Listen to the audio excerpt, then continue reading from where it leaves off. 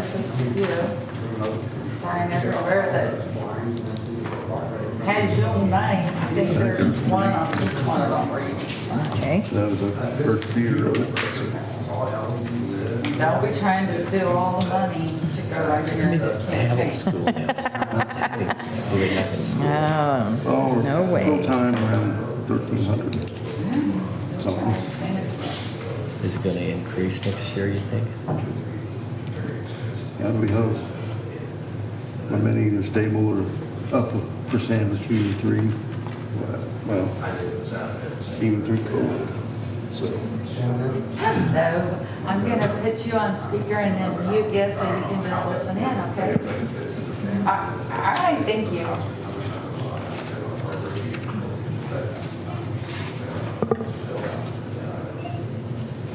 All right, there you go. Can you hear us? Yes. Okay, I'm gonna stick you up here on the counter so you can hopefully hear Stuart. Good morning. Good morning. Where are you calling from? I was with the grandkids and their parents. And their parents. And their parents. This is San Antonio, and we went from San Antonio back to Durant where they live, and then today I'm driving from Durant back to Garden. Okay. All right. Well, welcome. Well, I'm excited about being part of this fantastic team, so looking for it. Okay. It's now 7:31. Here comes Sam. We'll wait for just a moment. Morning, Sam. morning.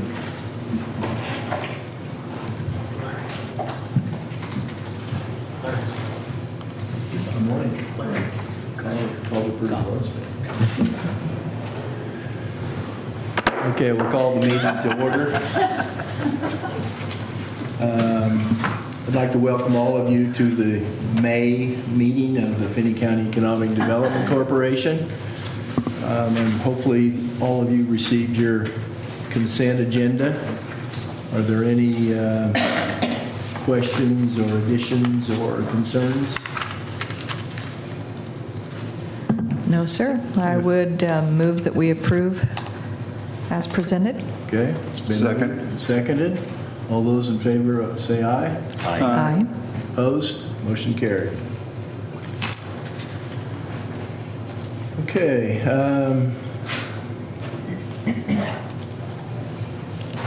Public comments.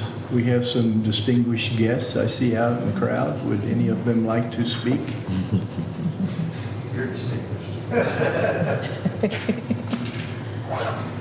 If not, we'll move on. Update from Lana Duvall, President. Good morning. All right, Prospect 524, this is a new prospect that we're working with. They have really significant electrical needs, so we've been working with our utility partners and identifying some potential sites for them. We have a follow-up call with them set for this week. 324, we met with the project and the broker back in March, and we've helped with some projections and identifying potential sites for theirs. It's a commercial project. New projects, we really haven't had much action on any of the projects we were working on. We do have some commercial stuff that continues to move forward and we continue to answer some questions on, so that's exciting, but nothing on the industrial side. Sorry, my microphone's wonky. On housing, we did have a new multifamily developer reach out from the Manhattan area who's interested in doing some apartments here. So we've identified a site for them, and they do have a letter of intent in. They're trying to utilize the Kansas Housing Investor Tax Credits. So I think if they're able to get approved for those, that project will move forward. We'll help them through that process. We also did have a gentleman reach out who's working with Michael Snodgrass on the next phase of Hunter's Glen.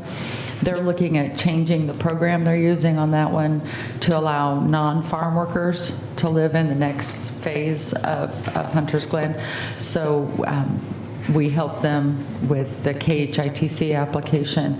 That requires a resolution from the governing body, and fortunately, we caught the city commission right before they sent their agenda out on Friday, so we were able to get that on their agenda for yesterday, and they approved that resolution for him. So he'll be able to move forward with that application too. It would be good if we could mix the use in that Hunter's Glen instead of having to have it all be ag workers, so we're hopeful that we can make this work out for them. Sligo Station continues to move forward. We met with the architectural team last week again, and they're coming out with their 50% plans to meet with city staff, including all the utilities and everybody, next week. So we've got the large meeting room reserved, and hopefully get some good feedback from the city team so they can incorporate that into the plans before they move forward to the next stage with those.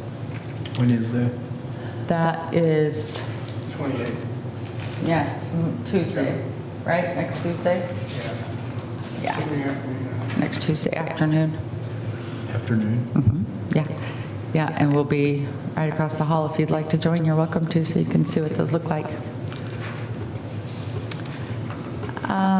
Lots of meetings this month. We're working, I was asked to serve on the FCEDC statewide director hiring committee, and we were a little slow to get applications for that, but now we've got a pretty good pool, so hopefully we were able to get that position filled. The current SBDC director will be retiring coming up in the next month, so hopefully we can get somebody in position for that. It's the gentleman who's in that position now has been doing a really good job, and I think he's moved SBDC forward with the state agencies, so hopefully we'll be able to get somebody who will pick it up and carry it on through. And coming up, we've got the Burlington grand opening this Friday morning. I hope you guys can be there. Plan on being there around 8:45. They're excited to get opened, and we're excited to have them. And then I will be going to Washington with the city team June 12th and 13th. And I've got a presentation to the Board of Realtors coming up in June. So I think that's about all we've got for you. If you have any questions, I'm happy to answer them. I have one. 100 Glens, is there several of them that are not rented because of that? They have to have their, Yeah. so there is a bunch of, or several that are not rented? Yeah, I don't know where they're at rent up right now. So a lot of them look like they're ready, but they're not. They don't have their occupancy permits yet. But I don't know where their numbers are right now. I haven't talked to their leasing group in about a month. So I'm not sure where they're at now, but I know they had been struggling to get Too bad. to get enough folks that were qualified. They had several applications, but they didn't all qualify. Yeah. So it would be good, like I said, if we could mix that up a little bit and not have to be fully reliant on ag workers in there. So when we have a new developer come in, say the Manhattan Group, are we showing them all of the plots available? Yes. Okay. Yeah, so this one actually came through a realtor. They'd already looked at multiple sites by the time they got to us. That's not usually the case. Sometimes, they go to a realtor directly, but usually they either contact the city or they contact our office first, so it just depends. But So it's kind of first come, first serve as far as, if they select one versus one you've been working with on that same plot, is it? Yeah, doesn't matter. Steve has all of the properties that we know people are interested in selling for multifamily. He has most of those laid out in one way or another. At least we can show them where the utilities are and so forth, so they can kind of determine what their cost to actually get infrastructure to it is going to look like. And some of them, don't fit as well in other neighborhoods, depending on what it is that they're wanting to build.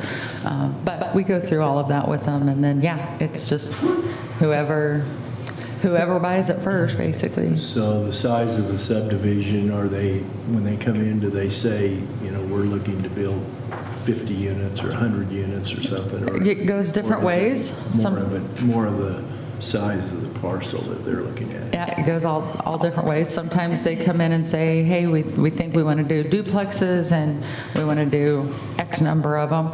And we have a general idea of how many acres they would need to do that. So we're able to point them towards where we have large enough parcels.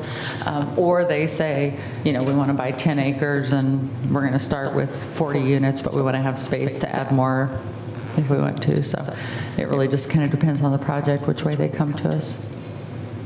Okay. Any other questions for Lana? Do they typically ask you, like, what might be needed, or do they just say, hey, here's what we're thinking of, or just kind of both ways? As far as our housing versus our housing analysis, yes. Yes, they sometimes ask that. So if they're not as familiar with the region, they'll come in and say, what do you guys need the most of? And obviously our answer is all of it. We need all of it. If they come in, most of them come to us pretty open-minded. They know they want to build housing here, but they don't necessarily know what housing they want to build. So we're able to just kind of go through that housing study with them and show them all the different needs. And then again, the different areas of town where we're slated to move housing to based on the comprehensive plan. Most of the out-of-area groups are ones that we've reached out to or that we've talked to somebody else that's working with them and they bring them to us. Through a lot of times, J.R. Roble has brought a few projects, to talk to us because he's working with them in another community or whatever. So usually, if they're an out-of-area developer, we've already talked to them and given them an idea of what it is we'd like them to come build. But like this one that came in the last couple of weeks, he just knew he wanted to build apartments. He had a connection to Garden City, but hadn't been here in a long time and decided it sounded like a good idea. Nice. Yeah. Well, you have developed some good connections over the years with people that, kind of put you in touch with the right people, Yeah, so this business that's always is valuable. all about who you know. Absolutely. I should say I did do the budget presentation to the county on Monday morning, and Stuart was able to be there, and Vicki was there. So we had I think a good response, good questions. I would just like to say that it has been my experience in the past year that we need more of the entry-level type homes, and that's, that's what I'm calling them now. I mean, people used to say affordable. Well, what does that mean? Doesn't really have, but I think entry-level is maybe a good term. Those seem to be what's really moving right now, so just kind of a word to the wise if anybody knows any developers out there. And Shannon is going to be talking about the chat report during his update. We've got the draft version of that, so you'll see. It's interesting what we need to have available. We can't necessarily build, but he'll talk a little bit about that in his discussion. So, well, and I know the report presented by Alicia Charles with Neighborhood and Development Services definitely shows some ideas with that regard. That was an excellent report. So. Yes, we're very excited about that, and we're incorporating that into the chat, her recommendations on smaller lot sizes and allowing for accessory dwelling units and such. We're including all of that in our chat report. Yep. Okay. Thank you, Lana. Next up, we'll hear from Steve Cottrell, Special Projects Director. That's right. Special. Special. Very special. Very. Okay. This is National Talk Like Yoda Day. I missed that one. Please don't. I never saw. I don't even know how to do that. I saw the first Star Wars movie, and that's it. So I have no idea, other than the fact that one of the nurses at Garden Valley and I call her Yoda, and she calls me Chewie. That's as close as we get. It's National Solitaire Day, Vanilla Pudding Day, it's plain old vanilla pudding, it's a day. And one that should be near and dear to everybody in Southwest Kansas is Maritime Day. So celebrate your rights. Okay. All right. All right. We received 2 RFPs since last board meeting from KDOC, but did not submit, as both of them were looking for very, very large buildings, 300 to 500,000 square feet.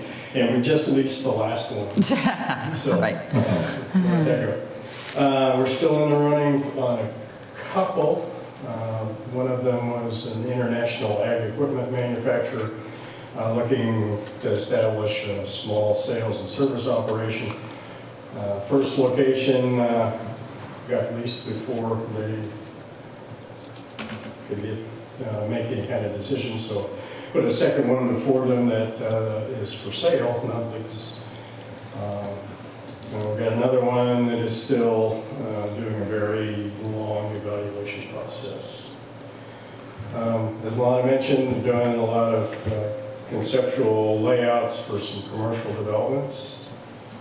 And she said, show up before 8:45, that way you can hear Lana talk, and you're not walking up in this alley and it's blowing in the wind. And the contractor has started working on the replacement lift station up behind the TA truck stop that serves Northwest Industrial District as well as Western Kansas Corridor. So we're moving forward. Randall Estates, all the underground work is in. Road work should be finishing up in the next couple of weeks. And then it's just take the entrance. Street construction is finished in Lost River. Streets are all nice black and some concrete cul-de-sacs. Cool.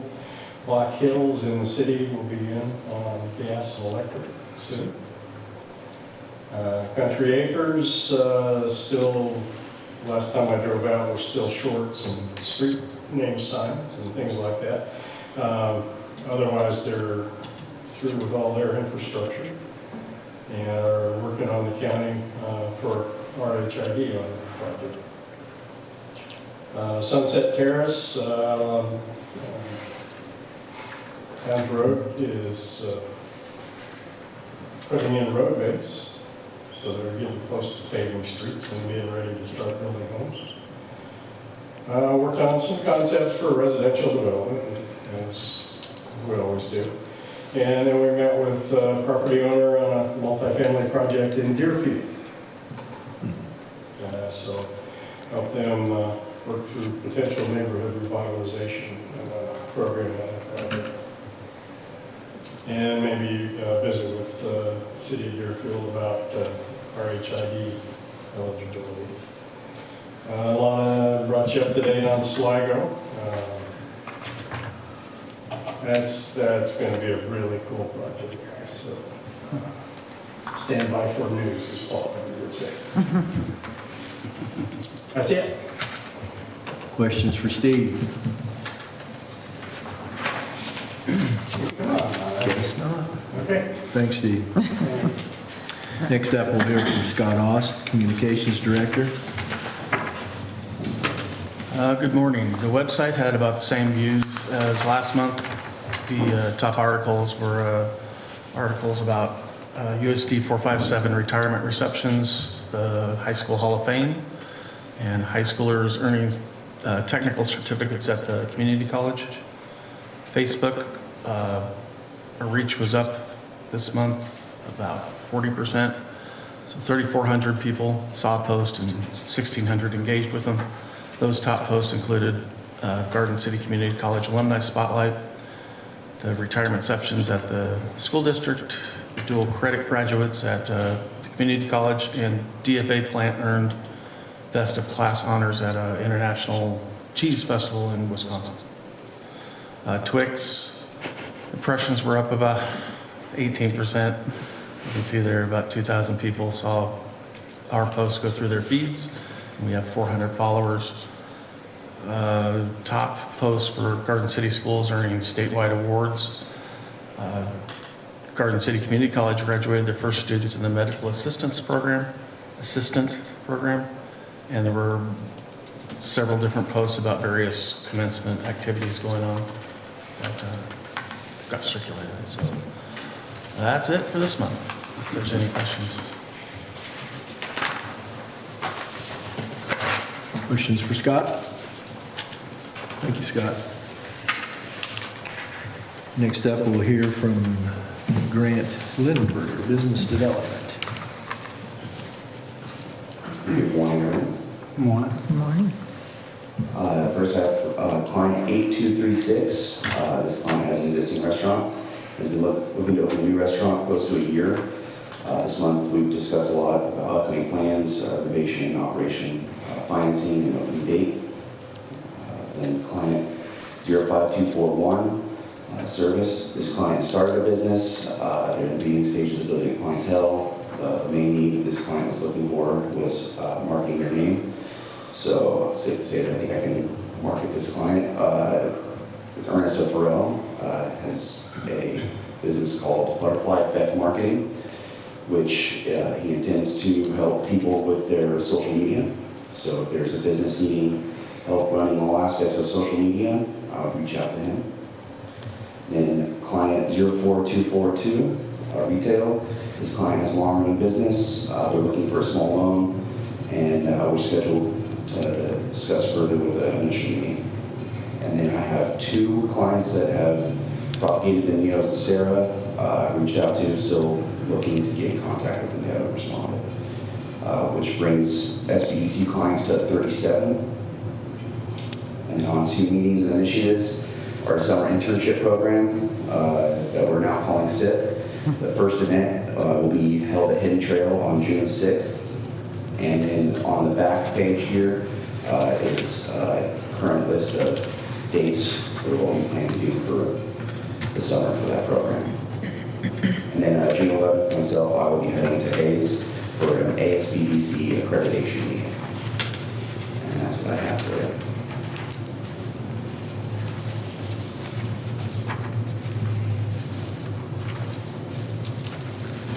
I love this SIP idea. That's great.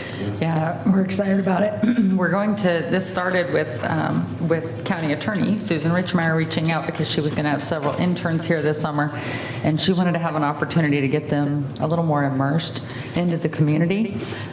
So we took that and kind of plugged it into our workforce group. The city commission had set a goal of increasing their interaction with new workforce in the community. So it just kind of created a perfect mix to tie the two together. So we've reached out through Joe Coles to all of the manufacturers and different businesses that are tied in with their career showcases.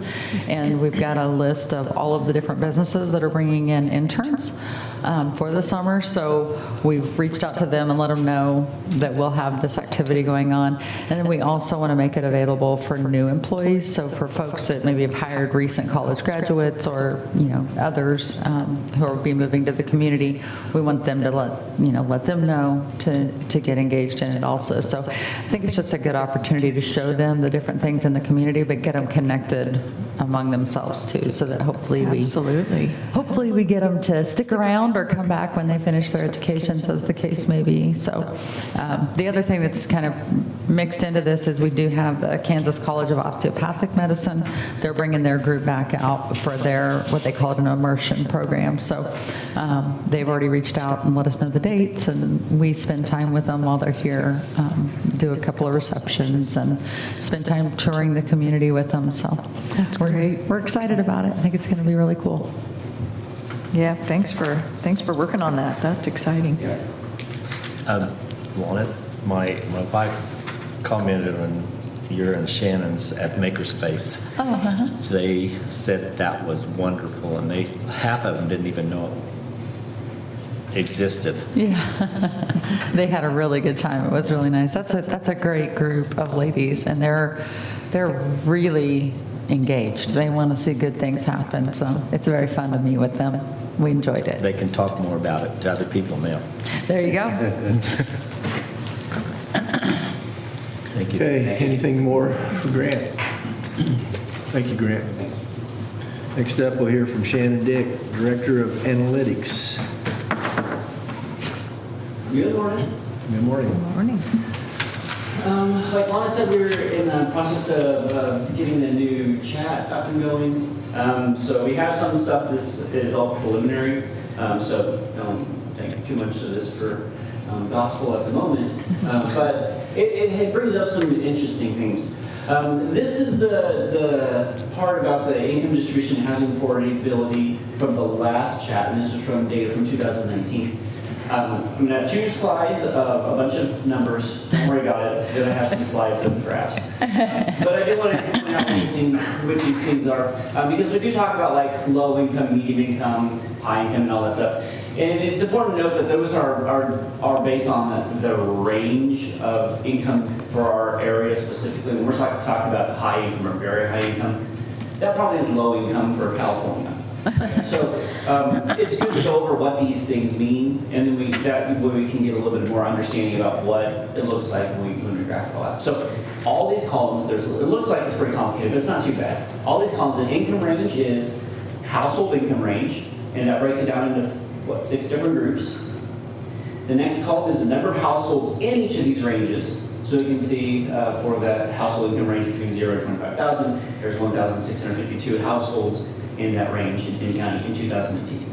Then we see how much they could afford in a housing unit, and how many housing units that we have in that area, how much they could afford if they were going to rent, and how many rentals we have in that area in Finney County. So those two, the number of owner units and the number of rental units, is the actual number that we have going on, broken down by income range.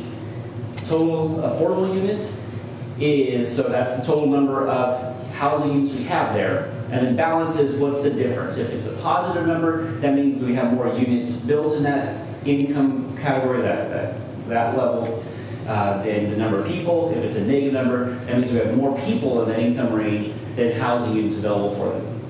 All right, so that's what all those things are. So here's what we had last time. This is the draft version. This is using 2022 data for this time. This is kind of hard to see what's going on, so let's go to the next slide. In the first one, we're just comparing the household income from 2020 to 2022, it should be like 2019 to 2022, but.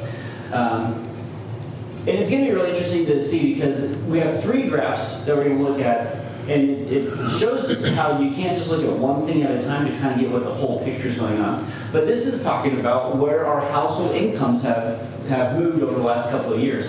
And you can see, I feel like this is good for us, that we've actually moved a lot of those household incomes. We have less low income, we have less low to medium income, we have more medium income, not as many medium high, but we have a much more high income and much more very high income in Finney County over the last 2 years. That come in, it makes sense 2 to 3 years. Kind of makes sense. We've seen incomes raise pretty rapidly in Finney County. So that's good news. Also, if we look at the number of housing units available, the number you can see low is about the same. Low, medium is a little bit different. Medium, we have a little bit more available. Medium, we have a little bit more available. Medium, high, a little bit more available. High, and very high. And a lot of this we know, especially when we're talking about the high, medium, high, very high. Not all that's due through building. Some of that is done through the value of those homes going up in renovations and stuff like that. But also I would say that this is good. We have more units available in the higher area. So that seems like it's a good thing. But if we go put them together and look at that balance, this is that big thing that we were talking about. How much need do we have as measured by the mismatch between housing income and the number of housing units built in that area? So this is talking about something different. This is saying where do we have the most need for housing units based on income levels. Doesn't necessarily mean these are the amount of people looking for housing, because we talked about this before. When we have a need in the high, very high, those people are still going to be living somewhere. And where are those people going to be living? They're going to be taking the housing at a step lower and a step lower. So we still have a crunch at that low, medium sort of income. But that we still have this really big need in this high, very high. And specifically, if you want to narrow it down even further, in the rental area, specifically multifamily rental, If you go back on into that gray, I mean, we're still talking about, we have 1,000 people we have 2,000 in the bottom, the second to bottom row there for the household incomes, and 9 rental units in that area, 1,000, and the highest in 0 number of rental units. And typically, when we look about the breakdown, it's about a 50-50 split between any income level and the housing ownership and rental. So we're really, even though we have good trends on this side, that side, we still have this other issue that we need to be working on some of that higher end housing, which is good because people can build in that range and profit off that. Like Vicki said, that doesn't mean that there isn't a need for housing at all these different levels. The other thing that we need to be looking here is this need is based off currently what specific families are living here right now, not talking about things like empirical opening up, and we're going to be dumping in a whole bunch of people at that entry level 50, 60,000. How are we going to accommodate that? This is just like a mismatch between incomes and housing that we currently have right now. So, good stuff. There's going to be a lot of interesting stuff that comes out of the update here, and you'll see some more graphs that I make from it. Any questions or anything? I don't have any questions, but I was at the county commission meeting yesterday, and the chairman had high praise for you with regard to the Leadership Kansas meeting and how you stepped in at the last minute and just did an amazing presentation. So, yeah, I want to commend you for that, and thank you for always being willing to jump in and do that.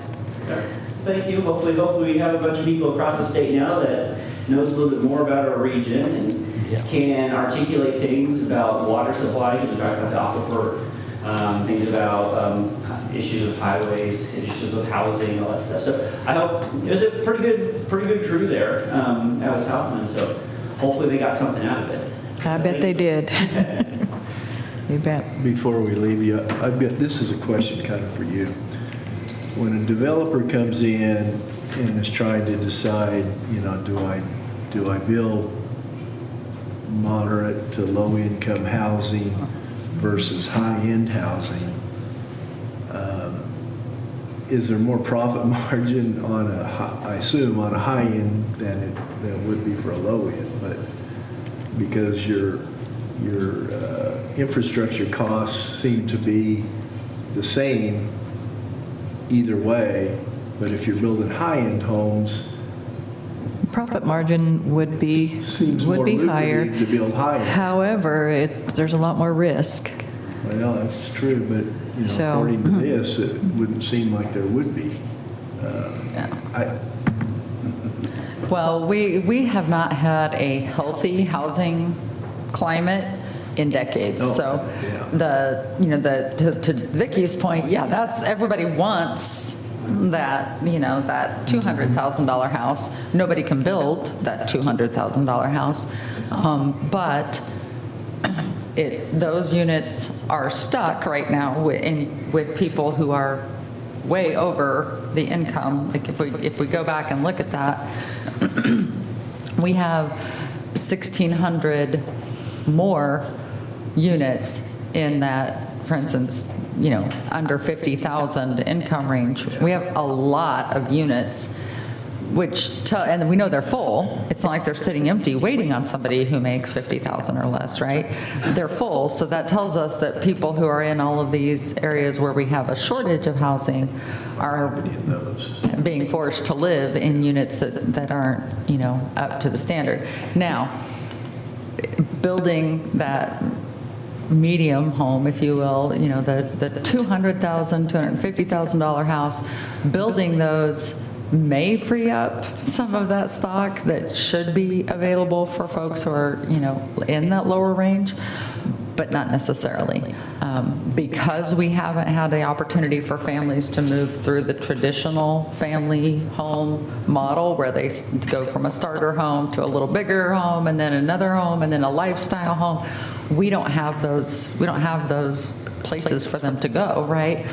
So what ends up happening is they end up investing in their unit, whatever house they got, which was probably a starter house when they got here. because there's been nowhere for them to go, they end up investing in that home and making it work for all of the other transitions, which is probably good for them because they have an asset that they paid a pretty small price for, and they've been able to make that home last them a long time. But not good for the housing market, a growing community. In communities that are stagnant, communities that are dying, not probably a real problem, right? But in a community like this, where there's an opportunity to consistently be cashing in that equity that you've built in each of the housing units, we don't see families being able to do that, to step through the process. So it's housing, by far, it will be our biggest challenge for a very long time, because it doesn't just affect where people can live. It affects every piece of our economy here. So there's a reason we pay a lot of attention to it. In my opinion, in that lowest range, we have a lot of people who would love to be homeowners who are in that lower range. And they, a lot of times, can qualify for a mortgage through a USDA The rural development program loans, so. with 100% financing. A lot of times they need help with closing costs from the sellers.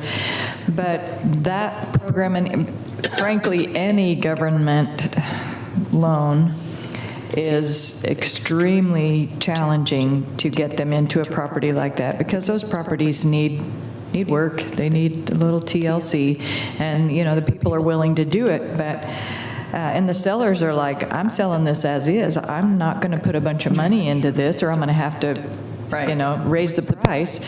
So that's a big challenge for that entry level as well. Yep. I don't know what the answer is to that.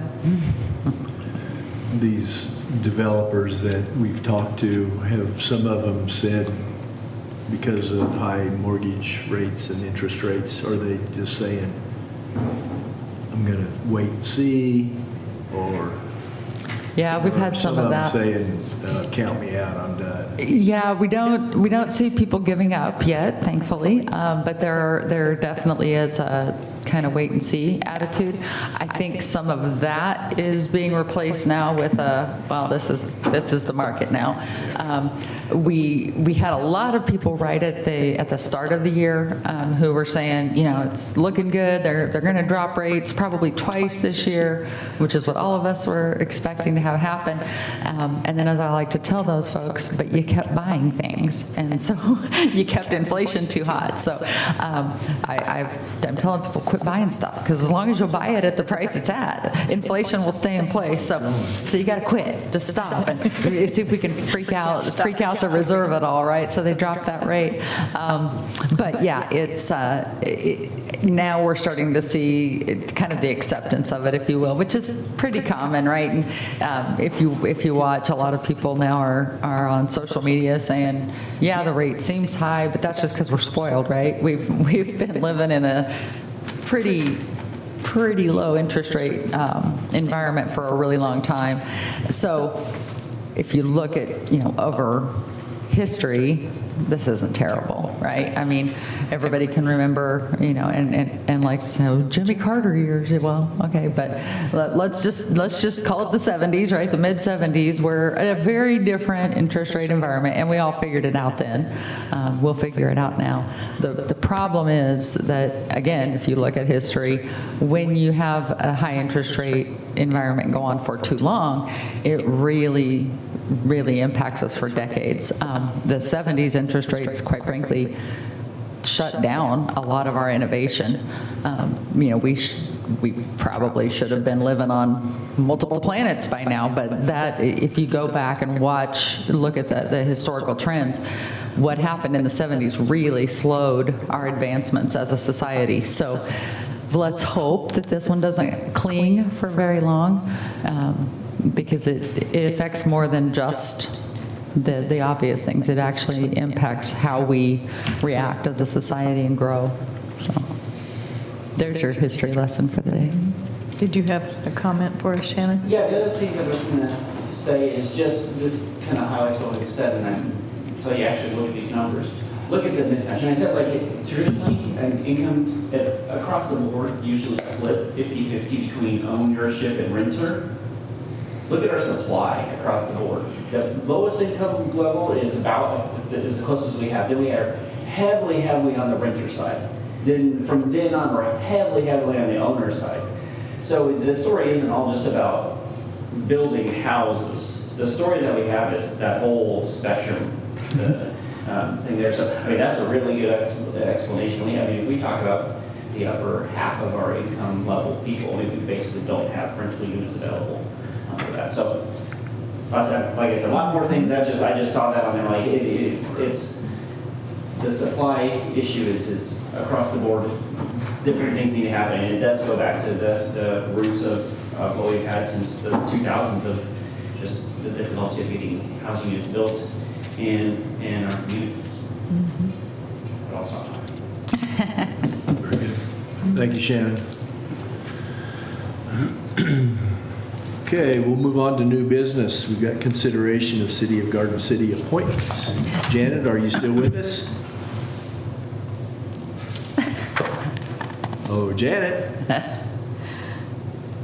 It says she's, Yes, I'm still here. Oh, okay. there you go, there you go. I had to get my mute on. Yeah, so at the City Commission meeting 2 weeks ago, the City Commission chose to appoint Lance Rupp to the board, and Lance is here with us. And then at yesterday's meeting, after they appointed Lance, they had us solicit for additional interested parties and ask that we have them include in their letters of interest why they care about economic development and what they would do if they were on the board. So we had great letters of interest. They had 6 to consider yesterday, which is awesome. I think it's really cool that people want to hang out with you guys and serve on this board. So, it's all you guys. So yeah, it was very good, and the City Commission was very, very complimentary of the quality of folks who had applied. Ultimately, they picked Janet. And so now you can consider the way that process works. We don't usually have to do this very often, so you may not know how the process works, but we solicit for the position. We solicit letters of interest from folks. We then turn those over to whichever appointing body it is. So in this case, both of the positions, Phil Escarinos and Larry Geyers, were City of Garden City appointments. And both of them had served for over 2 terms already when they chose to retire. So the City Commission then takes it up. They make a recommendation from that pool of applicants, and then it comes back to you as a board to confirm those appointments to the board, basically. So your action this morning just needs to be to confirm or choose not to confirm Lance Rupp and Janet Dahl as appointments from the City of Garden City. If you choose to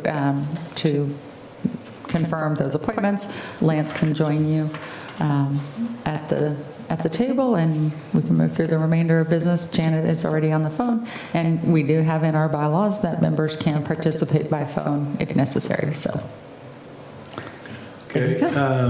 Will that need to be separate motions, or can we do it all in one? yeah, you can combine them and do both of the appointments at once. It's not a problem. Before I start a motion, would we like to have both candidates say a little something about themselves and say why they'd like to be on? That is the chair's prerogative, sir. If you'd like that, you Janet, can would you make like them work to- for it. Would you like to say a few words, Janet? Well, thank you. I appreciate that opportunity. Garden City and Finney County have always been so progressive, and it's very exciting to be part of that. And I feel like it's a citizen's responsibility, if you have the time, to participate and be involved in the community and do what you can to help see it continue to move forward and grow. Okay. Next, we'll move on to Lance. Would you like to say a few words, Lance? Thank you, Janet. I'm excited about serving on this board. It's been neat to see the growth of Garden City in the last 15 years. And I've lived here for 60 years and saw the times when, Garden City wasn't a bright spot to live. And it's just exciting to have people come to town and say they want to be here. So I'm excited about what I'm going to learn. And I'll have a lot of questions for Shannon. When I'm sitting out here, I can't ask questions. When I'm sitting out there, I'll be able to ask questions. So, thank you. Thank you. Okay, so we have before us 2 appointments. Do I hear a motion to approve both? I make a motion that we confirm Janet Dahl and Lance to the Economic Development. Okay, do I hear a second? Second. Any further discussion? I think both will be tremendous additions to this board, so I'm thankful that we had such excellent potentials.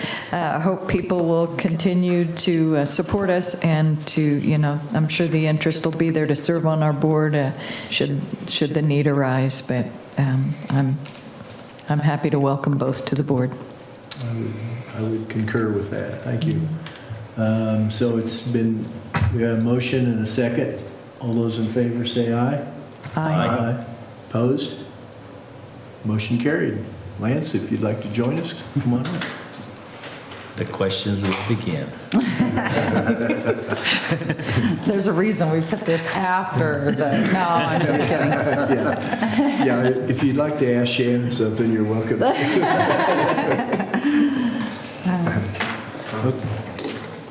You'll hold that for later? What's that? You'll hold your comments for later? Okay, still working on that list. Very good. We have several things to say. Okay, we'll move on to B, consideration of funding request from WKCS. Thank you. FCEDC's been approached by Joe Coles and Bob Kreitzer regarding upping our membership again for the Western Kansas Career Showcase. Was formed with the following purposes: to build trusting relationships with schools, students, businesses, and communities, encourage young people to remain in our rural area or facilitate their return to Southwest Kansas, develop a workforce responsive to the needs of rural area industries, collaborate with rural area business and industry and professional educators to provide support and interaction via job shadowing, internships, and apprenticeships, and to teach and expect leadership, teamwork, accountability, and essential skills, I love that word, at our showcases. We believe that this program aligns with our workforce development mission very well and will serve to improve our ability to recruit and retain workers within the greater Garden City area. Last year, we joined at the workforce level, which is the top level, and last year, that was a $5,000 membership fee. They actually reduced, when does that happen, their membership prices, so we can join at that same level as we did last year for $2,500 instead of $5,000 this year. So your alternatives, you can choose to join at the workforce level, the showcase level, which is $1,000, the career level, which is $500, or you may choose not to join the Western Kansas Career Showcase. Staff would recommend alternative 1, and the fiscal note then for this would be $2,500. It would be paid for out of the workforce development budget that you already approved. Just a couple of things I'll mention. In the last calendar year, they had over 1,000 students attend their events. That was 7 showcases that they did and had over 1,000 students. More than 30 school districts were represented. And then, 3 to 5 colleges got involved in this as well, which is nice. We've worked with Newman University and Kansas College of Osteopathic Medicine, encouraged them to get involved in those showcases as well. So we believe this really does a great job of helping us in our youth development portion of the Workforce Connection. I told the county commission when we were doing our report to them on Monday morning that we have great relationships with Garden City High School and Holcomb High School. We have no issues getting in. We get invited in frequently to talk with those students. But the showcase's ability to get to those outside districts is huge. So again, we would certainly recommend joining at the workforce level, but that's entirely up to you as the board. I think Lance was able to attend one of those showcases. Do you have any comments? To a showcase. You didn't? but I Okay. have visited with Joe several times, and he is so excited about what he's doing. I mean, I think it's a great organization. Sounds like it continues to grow each and every year. So Yeah, it's very cool. Good things are happening there. Do they have anything in place to show the success? I mean, other than the number of students that come in, some of those are just getting out of school. You know, down the road, once those people get through high school and stuff, do we have anything in place to show that they come back? Yes, they are, they actually are monitoring that, and they're connecting with each of the students, so the students actually get signed up with them, if you will, and then they track that student going forward. So they find out, did they go to a technical college? Did they go directly to work? Did they go to a four-year university? You know, what did they do? And then ultimately, yes, they'll actually watch to see if they come back to the region and utilize those students as ambassadors, if you will, as they continue to grow the program. They have a really great plan in place for being able to know that it's working and utilizing those students to help tell the story. It would be interesting to see those statistics. Yeah, they don't have them yet because it's just a 2-year-old, you know, but they did have the foresight to put that tracking in place right up front. So we'll be able to monitor that as the organization grows over the years. Okay, staff has recommended that we take is it the showcase level? The 25 workforce level, the $2,500. Workforce level, $2,500. Do I hear a motion to approve at that level? I would move to approve at the workforce level of 2,500. Been moved and seconded. Any further discussion? All those in favor signify by saying yes or aye. Aye. Yes. Opposed? Motion carried. Okay, move on to old business. I assume there is none. There is none. Okay, that's good. Upcoming events. On upcoming events, again, just your Burlington grand opening, 8:45 Friday morning. 8:45 Friday morning, okay? Are we still going to do the 5th week meetings? Oh, I'm glad you brought that up.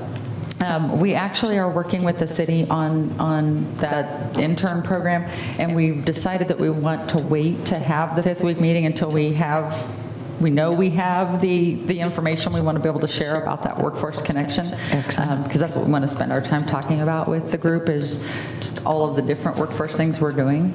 So hopefully we'll be able to do that in June, Okay, is great. kind of the idea. So you won't have one the last week in May like we ordinarily would. It's going to be pushed back just a little bit so we can have better information to share with you when we do have it. That sounds great. Are we still planning on doing a tour of the Empirical? We are, when they're ready for us. They're not ready for us quite yet, but hopefully. said March. Yeah. They're probably waiting for Lance and Janet. Yeah, that's what they said, man, until you have a full board, we don't even want to mess with you people. It's looking really good. It just is a driving by. beautiful Looks like- facility. Looks like it's close to being done from the outside. Yeah, it is a beautiful facility. Janet, I'm sorry I didn't include you in your congratulations. We wish you were here. Yes. I'm all good. Okay. All right. Okay. Is there a need for executive session? There is. Okay. I would suggest 20 minutes. 20 minutes? Yes, sir. It's been suggested that we move into executive session for 20 minutes. Do you have a motion? I'll make the motion to adjourn into executive session for 20 minutes. I'll second it. Get Lance included. Got in the minutes. Okay. It's now 8:23, so 20 minutes, 8:40, say 8:45? Close? Yes, sir. Okay. All right, thank you, staff. Thanks, guys.